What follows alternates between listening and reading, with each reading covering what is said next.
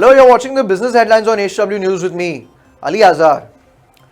Gautam Adani needs no introduction. Here is a man that started from almost nothing and now commands an individual net worth of $9.6 billion, making him India's sixth richest person, according to the Bloomberg Billionaires Index. Adani, who is 57 years of age, started as a diamond trader in Mumbai before setting up the Adani Group in 1988. Since then, it's been a only one-way trajectory for him, upwards. His conglomerate now engulfs ports, airports, energy, mining, defense and infrastructure.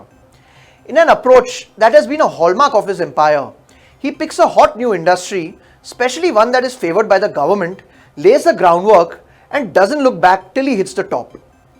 When the Indian government pushed for gas projects in cities for cooking and transportation, his group bid for and won many licenses, a move that could make it the biggest in gas retailing. When PM Modi pledged to develop local manufacturing of defense equipment, Adani quickly built up capacity to supply the military and went on an acquisition spree to lap up defense contractors. And most recently, when the government decided to privatize the operations of 6 airports under the jurisdiction of Airports Authority of India, the aggressive bids put forward by the Adani Group all but ensured a clean sweep in his favor of all 6 airports. And just like that, they were now in the business of operating airports overnight. The billionaire was recently quoted in an interview as saying, "Our main goal is nation building through infrastructure."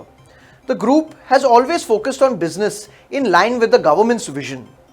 And with Narendra Modi's vocal new ambition of a $5 trillion economy in the next few years, who knows what new heights the Adani Group could scale. But coming back to Adani's new venture, now he has set his sights on what he believes could become another big money spinner, selling data storage services to companies such as Google, Amazon and Alibaba. Not surprising is the fact that recently the government has expressed interest in this sector and is considering a new law that would require data to be stored locally within the country.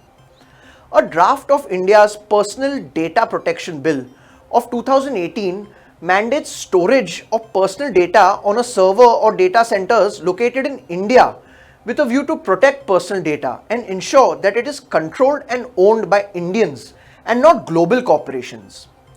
Sensing an opportunity, the Adani Group has stated its interest and is expected to invest around $10.2 billion or 70,000 crore rupees to build data parks in a southern state over the next 2 decades in a hope to capitalize on demand from foreign tech firms whose data usage is surging as Indians use more and more internet and smartphones. Mr. Adani's group is betting on the new data protection law to be enacted soon, and he said that if done so, it will explode data storage requirements and that will need capacity.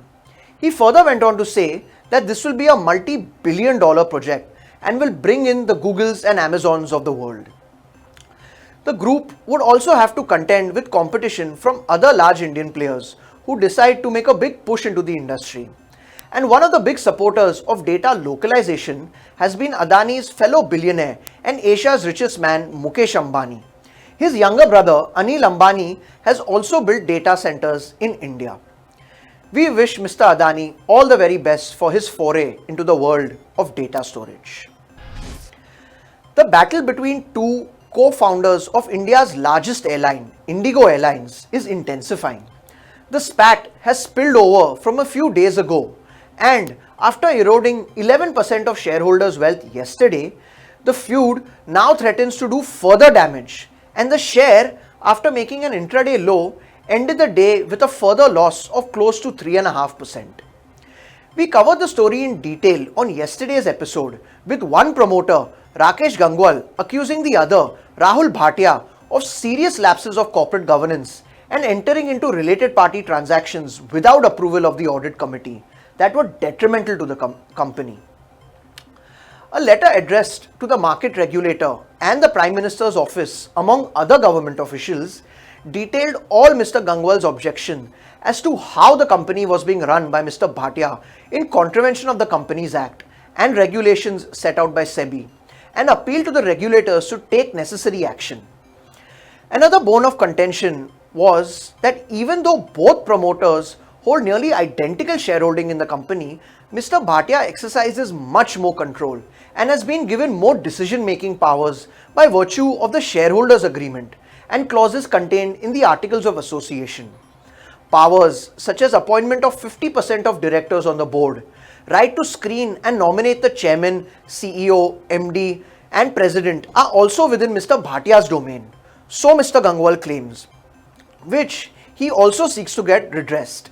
It was also discussed on yesterday's episode that the real reason why Mr. Gangwal may be upset is because of being left out of a $20 billion negotiations for new engines for Indigo, as he may have felt that being a mechanical engineer from IIT Kanpur and being the technical brains behind the company, he should have been consulted.